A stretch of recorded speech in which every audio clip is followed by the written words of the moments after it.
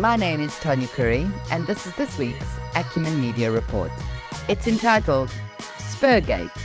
They think it's all over. It is now. Most South Africans were praying for money. Big money. Not for us, but for Eskom. Stage 6 has kept us nothing less than infuriated all week. So imagine how we felt when we watched the money we've been begging for being handed to colonial England Spurs football team for a billboard. 1 billion rand. Hold on tight. It's been a potholed road, but let's swerve and scratch the surface of this week's media with Acumen. It's been dubbed Spurgate, and the short story is that Lindiwe Sisulu is taking out an early pension by stashing our money for tourism in the UK. 1 billion rand. That's a third of SA Tourism's budget for the year, and she's using it to sponsor Tottenham Hotspurs. That's not clever, if that was the real plan. You see, a clever sponsorship would be take that money and sponsor some big voice across the waters that can talk about how great it is here at home. Who? I don't know, maybe Trevor Noah. Maybe if you asked him nicely, he'd do it for free. If it has to be football, why not bring Messi and Ronaldo, as he doesn't know where South Africa is, on a lavish trip to South Africa, and in doing so, give us all a treat by showing them some good old South African hospitality. Let them meet South Africa. How much do you reckon that would cost? And would you watch their journey? Of course you would. As with the world. What do I know, though? I just read the headlines so you don't have to. Another ball that hit the goalpost was the missed opportunity by Spur restaurants. Why didn't they use this as leverage for a homegrown brand?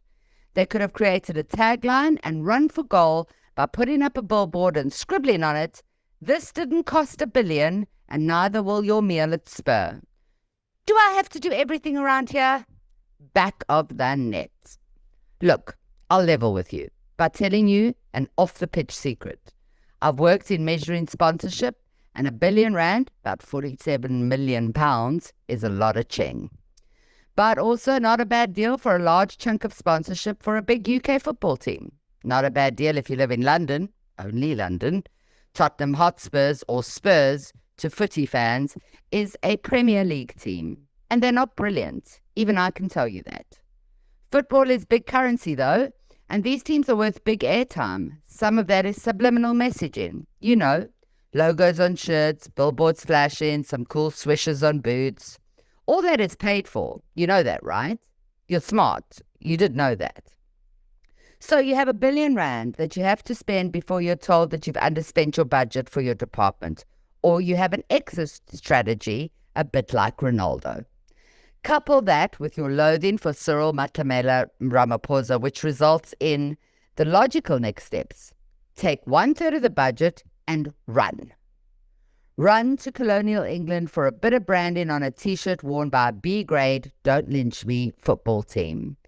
I'm sure you footy experts will correct me, but on average, a Tottenham fan base has fewer numbers than, say, Manchester United has, right? Either way, it doesn't make sense to sponsor a football team at all. We are dreadful at the sport. We are not known for football at all, well, except for Benny McCarthy.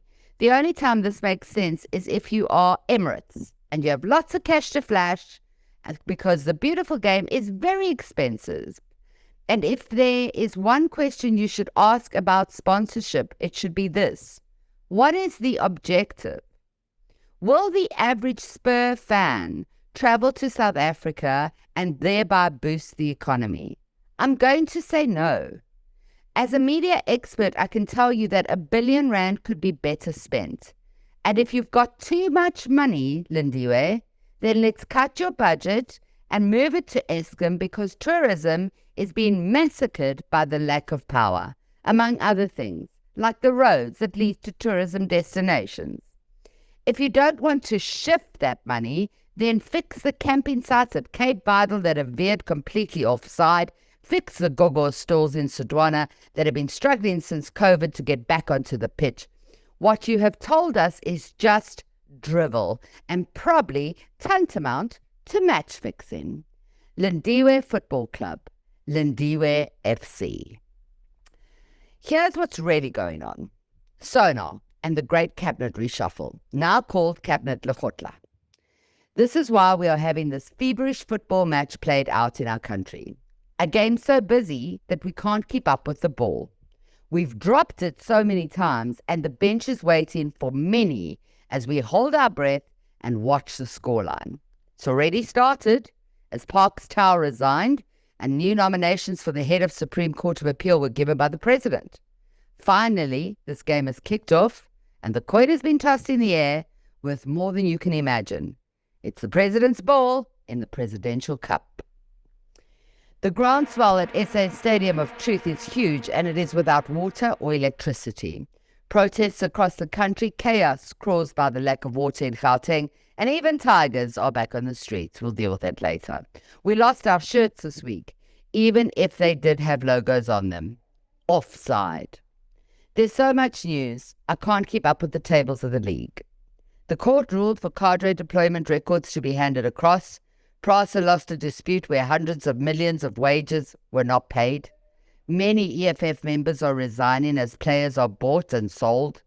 Mashatile replaces Munye as member of National Assembly. Stand Up South Africa marched against Eskom. Ketang Palazzi showed her true colours when she said that the DA will never rule with Steenhuisen as a leader. Now it makes sense. She wants to be president. She's not worried about the chain. She's up for the trophy, guys. Dahlia Makubani tried to get Tuli Madonsela to testify, and her response was such a great header of a ball. She said that Madam Makubani had shut her out of the office during handover and that she had nothing more to add. Can you be our president, Tuli? Pretty please from the crowd. The news was relentless, a bit like a soccer team playing penalties for a cup. The most curious story had nothing to do with football at all. It was another tiger, this time spotted on a business estate in Edenvale. What are these cats doing? Have they also had enough and are now fighting for their freedom? Probably. Well, this story was so full of holes that it might as well have been a road to Dahlstrom. There were reports saying that the tiger has been caught and darted and sent to a sanctuary. There were also reports saying that the SPACA had handled all of that, and that made us feel good. La Duma. Turns out, though, in true IOL style, the pics were from a story from last year, completely unrelated to the Edenvale tiger, and the red card appeared when the SPCA, where the tiger was meant to be, said that they had never seen the tiger, or probably any tiger, in their lives. And this is where it unraveled.